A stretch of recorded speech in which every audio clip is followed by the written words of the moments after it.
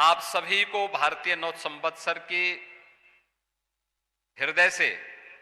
बधाई और शुभकामनाएं। आज के इस समारोह में उपस्थित उत्तर प्रदेश की माननीय राज्यपाल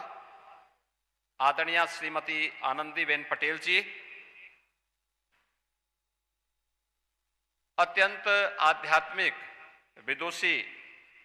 पूज्य माता अमृता नंदमयी जी, राष्ट्रीय स्वयंसेवक संघ के वरिष्ठ स्वयंसेवक आदरणीय भैया जी, श्री राम जन्मभूमि तीर्थ क्षेत्र ट्रस्ट के कोषाध्यक्ष पूज्य स्वामी गोविंद देव गिरी जी, देश के कोने कोने से पधारे हमारे सभी पूज्य संतजन, श्री राम जन्मभूमि आंदोलन और उसके उपरांत प्रभु श्री राम के इस भव्य मंदिर निर्माण के इस पावन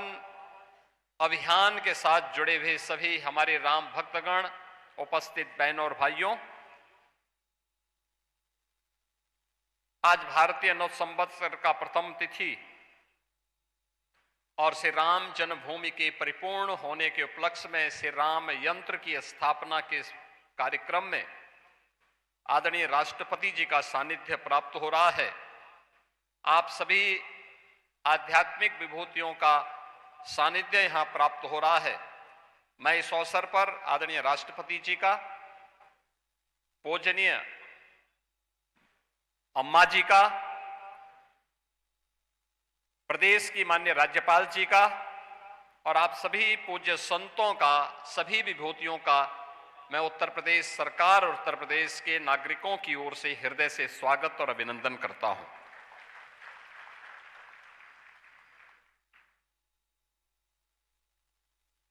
अब अयोध्या के बारे में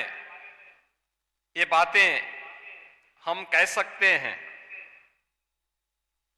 जिसके बारे में प्रभु ने स्वयं अपनी वाणी से कहा था कि अवधपुरी सम प्रिय नहीं सोवो, या प्रसंग जानहु को।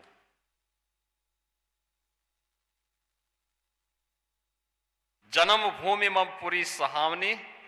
उत्तर दिशि बह सरयू पावने। आप सोचो, सरयू मैया तभी से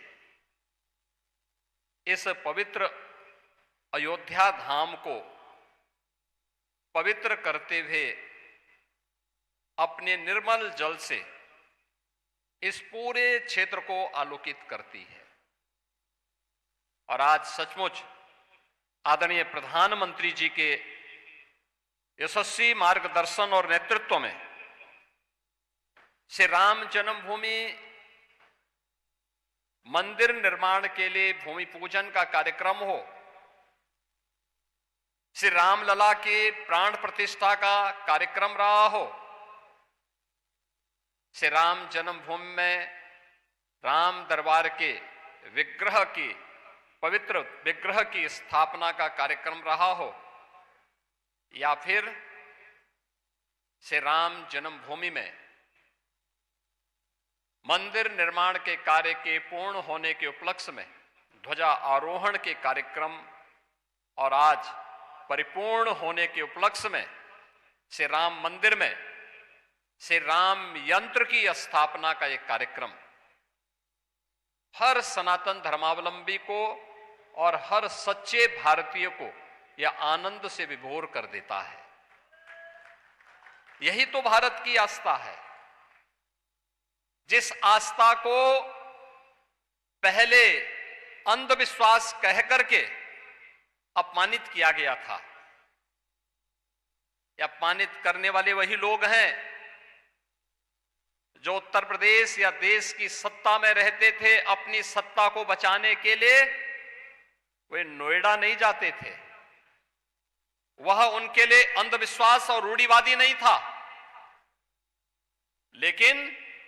राम मंदिर की बात करना, काशी में काशी विश्वनाथ धाम के निर्माण की बात करना, और कृष्ण कन्हैया के मथुरा वृंदावन की बात करना उनके लिए अंधविश्वास का पर्याय था। लेकिन आज हम सब गौरव की अनुभूति कर सकते हैं जो दुनिया में कहीं नहीं हुआ। 500 वर्षों के बाद जो आस्था 500 वर्षों तक निरंतर बनी रही, तमाम विप्लव को झेलती रही, संघर्षों पर संघर्ष का मुकाबला करती रही, लेकिन वह आस्था कभी रुकी नहीं, कभी डिगी नहीं, कभी झुकी नहीं। वह संघर्ष, वह सत्ता किसी की भी रही हो, वह सत्ता के खिलाफ वह संघर्ष जो इस आस्था को अपमानित करती थी, उसके खिलाफ ये संघर्ष निरंतर जारी रहा। और अंततः वह दिन आ रहा है जब अयोध्या, आज का ये अयोध्या इस रूप में हम सबके सामने है। अयोध्या में राम मंदिर के निर्माण के बारे में जो बात यहां पर अभी पूज्य गोविंद देवगिरी जी महाराज ने कहा, ये केवल राम जन्मभूमि पर प्रभु श्री राम का भव्य मंदिर ही नहीं है, ये भारत के राष्ट्र मंदिर का एक प्रतीक बन गया है और राम राज्य की आधारशिला भी है। आज आपको भारत के अंदर देखने को मिल रहा होगा, राम राज्य बैठे त्रिलोका, हर्षित भये गए सब लोका। शोका बैरुन कर काहू सन कोई, राम प्रताप विषमता कोई। वर्णाश्रम निज निज धर्म, निरत वेद पथ लोक, चलहि सदा पावहि सुखहि, नहीं भय शोक न रोग। बहनों और भाइयों, दुनिया में वर्तमान में तमाम युद्ध चल रहे हैं, अव्यवस्था है, आर्थिक अराजकता है, भय है, दहशत है, और हम भारत में अयोध्या धाम में भय मुक्त होकर के हजारों की संख्या में राष्ट्रपति जी के अभिवादन के लिए श्री राम यंत्र की स्थापना के इस कार्यक्रम में सहभागी बनकर के राम राज्य की अनुभूति का एहसास कर रहे हैं। यही तो है जिसके बारे में कहा जाता है कि भारत भारत इसलिए बना है क्योंकि भारत को हमारी ऋषि मुनियों की तपस्या ने, हमारे अन्नदाता किसानों के परिश्रम ने, हमारे कारीगरों की उद्यमिता ने और भारत की आस्था ने सदैव एक भारत श्रेष्ठ भारत के रूप में बनाए रखा है। और आज श्री राम जन्मभूमि की यज्ञ की पूर्णाहुति के कार्यक्रम के साथ जुड़ करके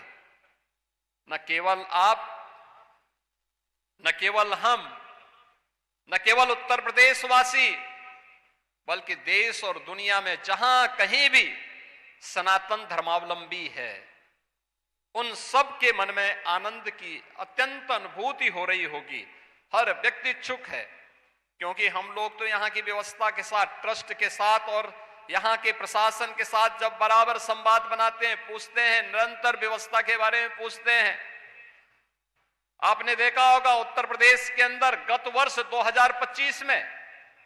156 करोड़ श्रद्धालु और पर्यटक उत्तर प्रदेश के आध्यात्मिक और धार्मिक स्थलों की यात्रा करने के लिए आया है। 156 करोड़, दुनिया के अंदर 156 करोड़ श्रद्धालु, दुनिया के अंदर इतनी आबादी किसी देश के पास नहीं है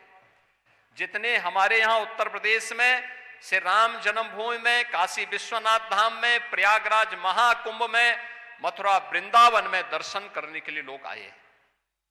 बहनों और भाइयों, ये नया भारत है और ये बदलता हुआ भारत भी है। अब वर्तमान पीढ़ी जिसके बारे में लोग कहते थे कि ये दिग्भ्रमित है, लेकिन वो दिग्भ्रमित नहीं है, वो सही दिशा में जा रहा है। नया वर्ष मनाता है तो मंदिरों में जाता है, किसी ऐसे टूरिस्ट डेस्टिनेशन में नहीं जाता जहां पर सनातनता के विरोध में कोई कार्य हो रहा हो। आज वह जाता है तो मंदिरों में जाता है, परिवार के साथ जाता है, और यही उसके संस्कार हैं। यहां पर अभी